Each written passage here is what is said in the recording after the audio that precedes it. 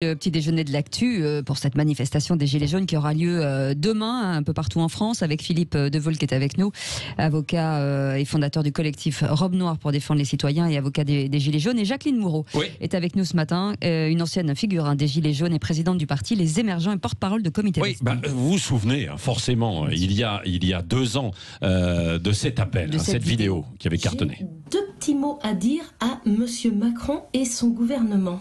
Quand est-ce que ça va se terminer, la traque aux conducteurs que vous avez mis en place depuis que vous êtes là, parce que là, on atteint des sommets. À Paris, ils sont passés de 12 000 à 87 000 PV en un an. Mais qu'est-ce que vous faites du pognon? À part changer la vaisselle de l'Élysée ou vous faire construire des piscines? On se demande, si c'est à ça que ça sert le pognon, alors autant qu'on change. C'est pas la peine que vous restiez pour faire des conneries comme ça. Voilà, c'est un extrait de cette vidéo. Jacqueline Moureau, bonjour. Bonjour. Bon, vous vous souvenez forcément de ces paroles. Elles étaient vraiment écrites ou alors c'était spontané? Ah non, c'était spontané. Je me suis assise parce que j'en avais ras-le-bol. Ouais. Et j'ai juste poussé un coup de gueule comme ça, mais qui a certainement parlé aux 10 millions de personnes qui ont vu la vidéo. Et donc, non, c'était totalement spontané. Bon, alors en tout cas, vous avez fait partie des figures des Gilets jaunes avec cette vidéo, comme Priscilla Ludowski. Plus tard, il y a eu Maxime Nicole, Éric Drouet et d'autres, bien sûr. Aujourd'hui, est-ce que vous êtes encore dans le mouvement, si je puis dire? Ah non, dans le mouvement qui s'appelle, les journalistes appellent les Gilets jaunes, certainement pas, puisque ce ne sont pas des Gilets jaunes.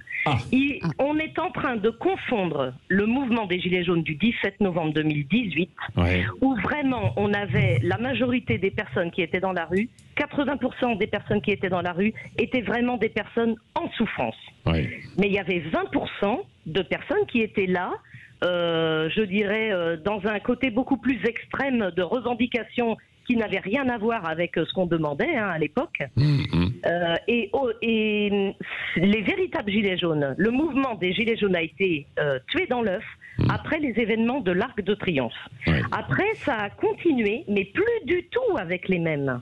D'ailleurs, il y a une analyse à faire sur ce mouvement et un petit peu chercher d'où est venu l'argent de certains. Il y a beaucoup de choses que les gens n'ont pas su, évidemment, mais c'est très très intéressant. Mais évidemment qu'aujourd'hui, on a dans la rue des gens qui portent un gilet jaune. Mais ça n'a rien à voir avec les même s'il y en a, on a des messages encore d'auditeurs qui nous disent qu'eux sont de gilets jaunes depuis le début, de la première heure, et le sont encore, et ils existent. Alors quand vous dites il y a 20% de gens qui n'étaient pas sincères en quelque sorte dans le mouvement des gilets jaunes, vous pensez à qui? Alors ils étaient instrumentalisés, ces personnes, c'est ça? Ah bah bien sûr, ça a été instrumentalisé de fond en comble, ce mouvement. Ça a été récupéré par les extrêmes. Et je pense que ça a été financé. Des deux côtés, les extrêmes des deux côtés? Oui, des deux côtés, mais un peu plus à gauche qu'à droite quand même. Oui. Enfin, moi de ce que j'ai pu observer et ce que j'ai su de l'intérieur du mouvement. Maintenant, ça a été financé très certainement par ces extrêmes. Et moi, je pose la question de savoir, d'après les informations que j'ai, jusqu'à quel point ça n'a pas été financé de l'étranger. Ah oui. Ah bon, oui. Bon, mais vous n'avez pas d'informations. Vous dites ça, mais vous n'avez pas d'informations précises quand même, quoi. Parce que bon, il y a quelques petites choses qui m'ont interpellé. Je n'ai pas été la seule. Ah oui, d'accord. Bon, voilà. Philippe Deveul qui est avec nous. Est-ce que sur ce que dit Jacqueline Moureau, alors elle est une analyse qui n'est pas fausse, mais qui n'est peut-être pas juste non plus, dans le sens que je vois pas d'où viendraient les financements étrangers sur les Gilets jaunes. Qui est une récupération politique, oui. Qu'il y ait eu un millefeuille de contestation tout à fait, et que les gilets jaunes du départ, des ronds-points, etc., ne sont plus les mêmes aujourd'hui, surtout ceux qui sont apparents, c'est vrai, parce que quelqu'un peut me donner le nom d'une personne qui a brillé sur un rond-point. Non, en fin de compte, on est resté sur des personnalités, des figures qui étaient plutôt locales, provinciales ou parisiennes. Donc, et c'est pas une marque déposée, c'est pas un parti. Le gilet jaune est un signe de distinction. Voilà. Bon. Alors après, c'est très difficile de faire l'analyse sociologique de ce mouvement. Mais il faut voir que, en fin de compte, le fil conducteur, le dénominateur commun, c'est le manque de pouvoir d'achat pour ces gens qui travaillent et qui sont oubliés des politiques. Ah bah c'est ce que Jacqueline Brault, c'est ce qui vous avait mis en colère, quoi, justement. Vous. Absolument, je suis tout à fait d'accord avec ce que vient de dire monsieur. Oui. Les gens qui étaient dans la rue étaient vraiment des personnes dans une certaine misère. Voilà.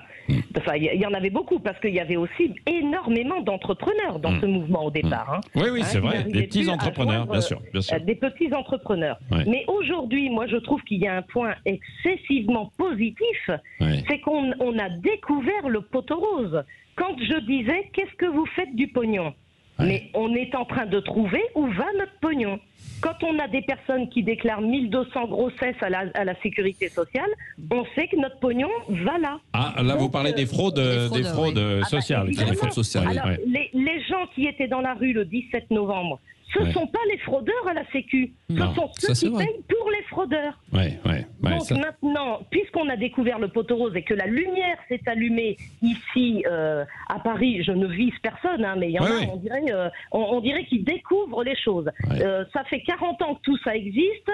Mais on a dit, bah tiens, on va les qualifier de populistes, comme ça on les mettra sous le tapis. Bah oui, mais il y a un moment où tout ça, ça explose, évidemment. Donc, puisqu'on a découvert, c'est pas la peine de chercher qui n'a pas fait quoi, parce qu'il y a certainement du monde qui fait pas son boulot à la sécurité sociale. Maintenant, il faut agir.